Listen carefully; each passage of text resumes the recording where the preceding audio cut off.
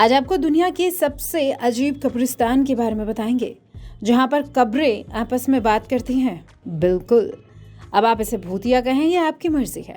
अजब गजब देख रहे थे आप, और मेरा नाम है मेघा। स्वागत आप सभी का दोस्तों। जर्मनी में फहार एमरूम नाम का एक आइलैंड है। यहाँ के कब्रिस्तान में जो कब्रें हैं उन पर खास ग्रेवस्टोन यानी कि पत्थर लगे हैं।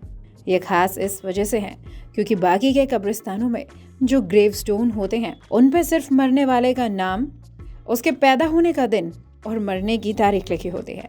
मगर जर्मनी के इस आइलैंड पर जो कब्रिस्तान है उनकी कब्रों पर जो ग्रेवस्टोन लगाए गए हैं उन पर मरने वालों से जुड़ी कोई ना कोई कहानी, किस्सा या उसके बारे में कोई खास बात जरूर है जो उस मरने वाले व्यक्ति की जिंदगी के बारे में बहुत कुछ बता जाती है। इस वजह से इन ग्रेवस्टोन को टॉकिंग ग्रेवस्टोन कहा जाता है। पत्थरों पर कहानियां लिखने की परंपरा 17वीं शताब्दी से शुरू हुई थी।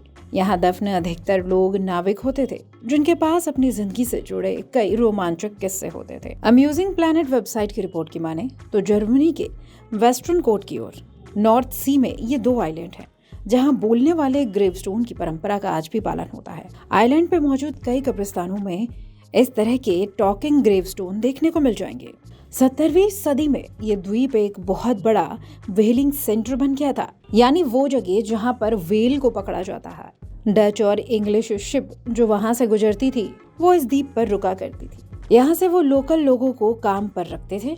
कई बार इस गांव से 12 साल तक के छोटे बच्चों को नौकरी पर रख लिया जाता था और अपने साथ व्हेल पकड़ने के लिए ले जाते थे। जब ये लोग इस आइलैंड पे लौटते थे तो उनके पास समुद्र से जुड़ी कई ऐसी कहानियां होती थीं जो वो सबको बताते थे। फिर इन कहानियों को उनके ग्रेवस्टोन पर उकेर दिया जाता था। कई ग्रेवस्टोन में तो उनकी उम्र, जन्म तिथि, मौत की तारीख, पति पत्नी, बच्चों का नाम और उनके किस्सों को भी लिखा गया। कई बार जब लिखने के लिए चीजें ज्यादा हो जाती थी तो ग्रेवस्टोन के पीछे वाली साइड पर भी उसे उकेर दिया जाता था। जो गरीब लोग होते थे उनके ग्रेवस्टोन को रेड सैंड से बनाया जाता था और अमीरों के ग्रेवस्टोन सोने तक के बनाए गए। अजब गजब देख रहे थे आप। नमस्कार।